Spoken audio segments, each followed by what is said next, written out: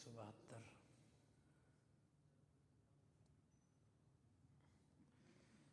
اعوذ باللہ السمیع العلیم من الشیطان الرجیم من ہمزہ ونفخہ ونفثہ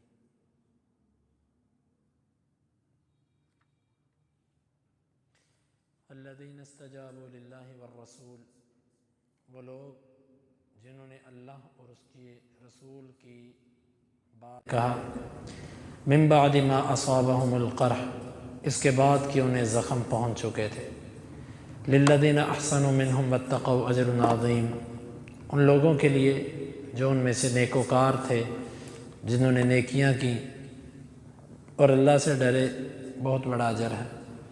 الذین قال لهم الناس، وہ لوگ جن کو لوگوں نے کہا، ان الناس قد جمعوا لکم، یقیناً لوگ تمہارے خلاف جمع ہو چکے ہیں، فاخشوہم، پس تم ان سے ڈر جاؤ، فزادہم ایمانا، یہ چیز ان کو ایمان میں زیادہ کر دیتی ہے، وقالوا حسبنا اللہ ونعم الوکیل، اور وہ کہتے ہیں ہمیں اللہ کافی ہے اور وہ اچھا ہے کارساز۔ فانقلبوا بنعمت من اللہ وفضل، وہ پلٹے اللہ کی نعمت اور اس کا فضل لے کر، لم یمسسہم سوء، انہیں کسی تکلیف نے نہ چھوا، واتبعوا رضوان اللہ، اور انہوں نے پیروی کی اللہ کی خوشنودی کی، واللہ ذو فضل عظیم، اور اللہ تعالیٰ بہت بڑے فضل والا ہے۔ یہ واقعہ جنگ احد کے بعد پیش آیا۔ جنگ احد کے بعد جب مسلمان واپس مدینہ کو آ رہے تھے، دل میں دکھ اور غم تو تھا کہ ہمارے 70 ساتھی شہید ہو گئے، جن میں سید الشہداء حمزہ رضی اللہ عنہ بھی تھے۔ اس موقع پر دوسری طرف مشرکین مکہ راستے میں جاتے جاتے کہہ رہے تھے کہ اس دفعہ ہم بڑے کامیاب ہوئے۔ ان سے کسی نے کہا کہ تمہارے پاس اس کامیابی کی کیا دلیل ہے؟ دیکھو مسلمان بدر کے موقع پر انہوں نے تمہارے اگر 70 بندے مارے تو وہ 70 کے 70 ان میں تمہاری کریم تھی ساری، تمہارا ابو جہل مارا گیا، عتبہ مارا گیا، شیبہ مارا گیا، تمہارے سارے خبثاء مارے گئے۔ تم اگر جا کر کہتے ہو ہم جیت کے آئے ہیں، لوگ پوچھیں گے محمد صلی اللہ علیہ وسلم وہ زندہ ہے، ابو بکر زندہ ہے، عمر زندہ ہے، تم نے کیا کیا؟ ان کے تو سارے بڑے لوگ زندہ ہیں، تمہارے سارے بڑے مار دیے انہوں نے بدر میں۔ دوسری بات، وہ بدر میں تمہارے 70 بندوں کو قیدی بنا کے لے کے گئے تھے، تو تم نے کیا کیا ان کا؟ تمہارے پاس ایک بھی قیدی ہے ان کا؟ اس چیز نے ان کو شرمندہ کیا۔ انہوں نے کہا کہ دیکھو ہم تعداد میں زیادہ ہیں، ابھی بھی ہماری ان سے جو تعداد ہے وہ 5-7 گنا زیادہ ہے، تو جو مسلمان ہیں وہ تھکے ہیں، ٹوٹے ہوئے ہیں، اور ان کو دلی طور پر بھی غم پہنچے ہیں، اس طرح کرو دوبارہ ان پر حملہ آور ہوتے ہیں۔ انہوں نے فیصلہ کیا، راستے سے ہی واپس پلٹے، اور ایک قافلہ گزر رہا تھا، انہوں نے آ کر نبی علیہ السلام کو اطلاع دے دی کہ ابو سفیان دوبارہ آ رہا ہے، اور اس دفعہ ان کا ارادہ یہ ہے کہ ان کو ختم ہی کر دیں۔ جب یہ بات اللہ کے نبی علیہ السلام تک پہنچی تو آپ بھی ابھی مدینہ میں داخل نہیں ہوئے تھے، راستے میں تھے۔ آپ نے لوگوں سے کہا ہاں بھئی کون ہے جو دوبارہ لڑائی کے لیے تیار ہو؟ یہ تھی ذرا ہم کسی لمبے سفر سے آ رہے ہوں، جس میں ہمیں صدمے بھی پہنچے ہوں، دکھ بھی پہنچے ہوں، تکالیف بھی پہنچی ہوں، ہم زخمی بھی ہوئے ہوں، گھر کے قریب آ کے ہمیں صرف کوئی اتنا ہی کہے کہ چلو اسی جگہ پہ دوبارہ، کسی سفر سے ہی آئے ہوں، ہمیں یوں کہا جائے کہ چلو بھئی یہاں سے گاڑی موڑو اور واپس، بندہ جسمانی طور پہ کم اور نفسیاتی اور اعصابی طور پہ زیادہ ٹوٹتا ہے، میں کہتا ہے نہیں ہو سکتا، آرام کروں گا، سوؤں گا، اس کے بعد پھر دیکھیں گے۔ ابھی یہ گھر نہیں پہنچے، راستے میں ہیں، آپ نے فرمایا کون ہے جو دوبارہ تیار ہو؟ صحابہ کرام میں سے کتنے عظیم لوگ پھر کھڑے ہو گئے، ان میں سیدنا ابو بکر صدیق رضی اللہ عنہ بھی تھے، سیدنا زبیر رضی اللہ عنہ بھی تھے اور دیگر صحابہ بھی تھے، یہ کھڑے ہو گئے، ہم چلیں گے۔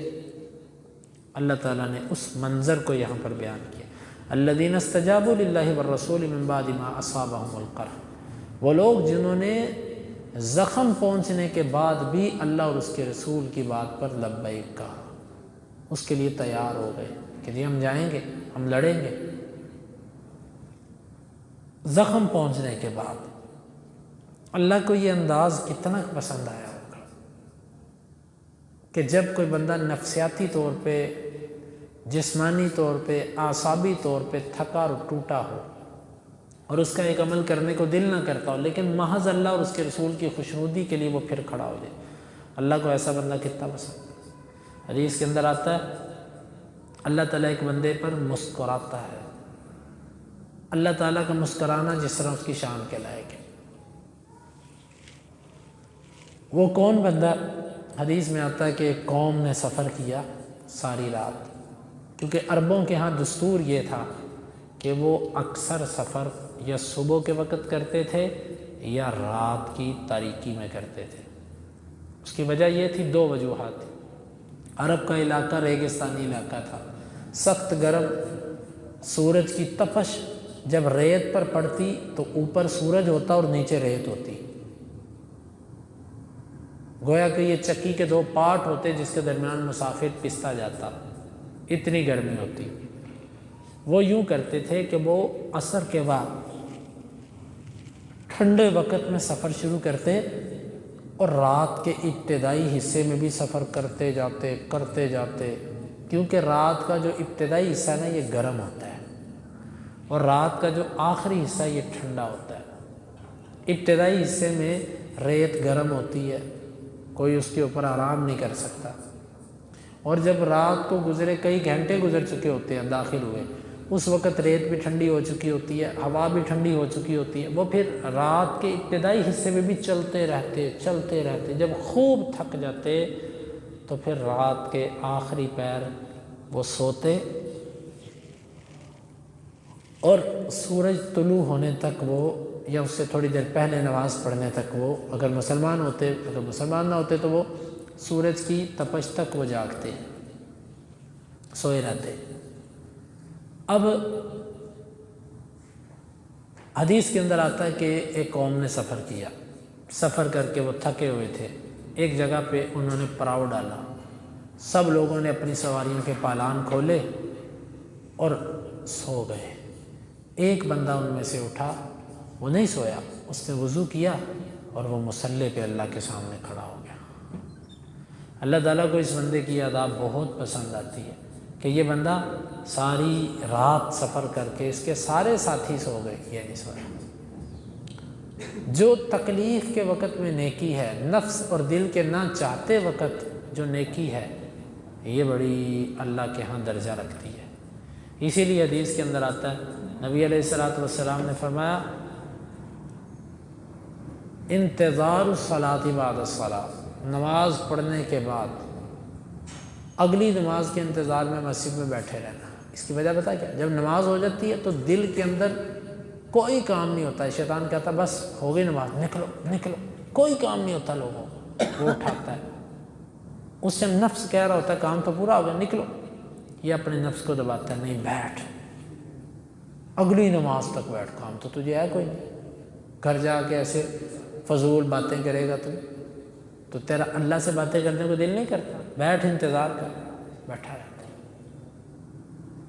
اور آپ نے فرمایا الوضوء عند المکارہ، نہ چاہتے ہوئے وضو کرنا، نہ چاہتے ہوئے سردیوں میں وضو کرنا، رات سوتے وقت نیند آئی ہوئی ہے وضو کرنا۔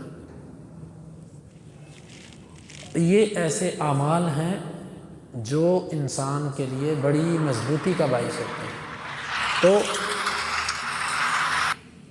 اللہ رب العالمین نے اس موقع پر بھی صحابہ کرام کے اس عمل کو بڑے انداز سے ذکر کیا کہ الذین استجابوا للہ والرسول من بعد ما اصابہم القرح، وہ لوگ کہ جنہوں نے زخم پہنچنے کے بعد بھی اللہ اور اس کے رسول کی بات پر لبیک کہا۔ للذین احسنوا منہم واتقوا اجر عظیم۔ بہرحال اس جملے میں ہمارے لیے سبق یہ ہے کہ جب بندے کی منزل اونچی ہو، اس کی نگاہیں بلند ہوں، تو چھوٹی موٹی تھکاوٹیں، پریشانیاں، دکھ اس کے راستے میں کہکشاں نہیں بنتے، اور اس کے راستے میں چٹانیں نہیں بنتے، بلکہ چھوٹے چھوٹے پتھر ہوتے ہیں جن سے زیادہ انسان کو ٹھوکر تو لگتی ہے، لیکن اس کی منزل کے لیے وہ رکاوٹ نہیں ہوتے۔ تو ہمارے لیے اس میں یہی سبق ہے کہ حالات جیسے بھی ہوں، اپنی آخرت کی تیاری میں انسان ہمت نہ ہارے۔ للذین احسنوا منہم واتقوا اجر عظیم، ان لوگوں کے لیے جنہوں نے ان میں سے نیکیاں کی، یعنی احسنوا سے مراد یہاں پر دوبارہ لڑائی کے لیے تیار ہو گئے اور نیک نیتی سے تیار، واتقوا، اور اللہ سے ڈرے، لوگوں سے نہیں ڈرے، اجر عظیم، ان کے لیے بہت بڑا ہے، کیونکہ ایسا کام تقوی کے بغیر ہو نہیں سکتا۔ الذین قال لهم الناس ان الناس قد جمعوا لكم فاخشوهم، وہ لوگ کہ جن کو لوگوں نے کہا کہ لوگ تمہارے خلاف جمع ہو چکے ہیں، ان سے ڈر جاؤ۔ اس سے مراد ہے قریش کے لوگ تمہارے خلاف لڑنے کے لیے جمع ہو چکے ہیں دوبارہ، تم ان سے ڈر جاؤ، ان کے آگے کوئی نہ کوئی منت سماجت کرو، کوئی سمجھوتا کرو۔ فزادہم ایمانا، یہ چیز ان کو ایمان میں زیادہ کر دیتی۔ اللہ اکبر، یہ مومن اب کہاں ہے؟ یہاں پر تو کوئی کہے کہ جی ہم حملہ کر دیں گے تمہارے اوپر، کوئی کافر یہ کہے تو یہ اپنے مسلمان بھائی کو مارنے کے لیے تیار ہو جاتے ہیں، اپنا سب کچھ دینے کے لیے تیار ہو جاتے ہیں۔ اللہ کو ایسے لوگ نہیں پسند۔ اپنی بہادری کی خود داستانیں لکھنا اور سنانا اور بنانا یہ اللہ کو پسند نہیں ہے۔ بہادری اور جرأت جو ہوتی ہے خود بولتی ہے، بتانے کی ضرورت نہیں ہوتی۔ اللہ کو وہ لوگ پسند ہیں کہ جن کو کہا جائے ساری سپر طاقتیں، سارا نیٹو، سارا کفر تمہارے خلاف جمع ہو چکا ہے، ان کا ایمان اللہ پر اور زیادہ ہو جائے، اور وہ آگے سے کہیں حسبنا اللہ، ہمیں اللہ کافی ہے۔ ایسے لوگ جو لوگوں کے مقابلے میں اپنے رب کی مدد چاہتے ہیں، اللہ کی مدد آتی ہے ان پر، اور جو بندوں کے مقابلے میں بندے اکٹھے کرنے اور اسی چیز پہ رہیں اور اللہ سے تعلق ہی نہ قائم کریں، یہ پھر معاملہ بندوں کا ہی ہوتا ہے، اللہ کی مدد نہیں پھر ہوتی۔ تو اللہ کو وہ بندے پسند ہے کہ جو دنیاوی اسباب کے ساتھ ساتھ اصل اپنے رب پر اعتماد کرے، یقین ان کا رب پر ہو، اور جہاں کہیں کوئی چیز ان کے اوپر مسلط ہو رہی ہو وہاں پر وہ ذلت نہیں اختیار کرتے۔ وَقَالُوا حَسْبُنَا اللَّهُ وَنِعْمَ الْوَكِيلُ، تو وہ کہتے ہیں کہ اللہ ہمیں کافی اور وہ اچھا کارساز ہے، وہ ہمیں چھوڑنے والا نہیں ہے، ہماری مدد کرے گا۔ اس کا نتیجہ کیا ہوا؟ اس ایک موقع پر ایسی ادا اختیار، بعض دفعہ ایسے ہوتا ہے اللہ تعالیٰ آپ کی جرأت کا کسی پر ایسا روب ڈالتا ہے کہ وہ لڑنے کے لیے تیار ہی نہیں ہوتا، صرف آپ کی ایک جرأت۔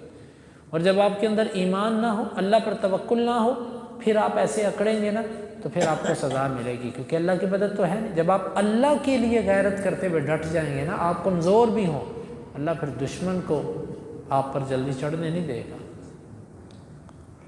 فَانْقَلَبُوا بِنِعْمَةٍ مِّنَ اللَّهِ وَفَضْلٍ لَّمْ يَمْسَسْهُمْ سُوءٌ، وہ اللہ کا فضل اور اس کی نعمت لے کر لوٹے۔ اللہ کی نعمت کیا ہوئی کہ دشمن آئے نہیں لڑنے کے لیے، اللہ کا فضل ان کو نیت کا ہی اجر مل گیا۔ ایسی اعمال جو سخت مشکل ہوں، اگر آپ صدقے دل سے نیت کر لیں اللہ اس پر ہی اجر لکھ دیتا ہے، اور انہیں کوئی تکلیف نہ پہنچی، وَاتَّبَعُوا رِضْوَانَ اللَّهِ، اور انہوں نے اللہ کی خوشنودی کی پیروی بھی کر دی، اللہ خوش ہو گیا ان سے کہ میرے بندے میرے خاطر لڑنے کو تیار ہے۔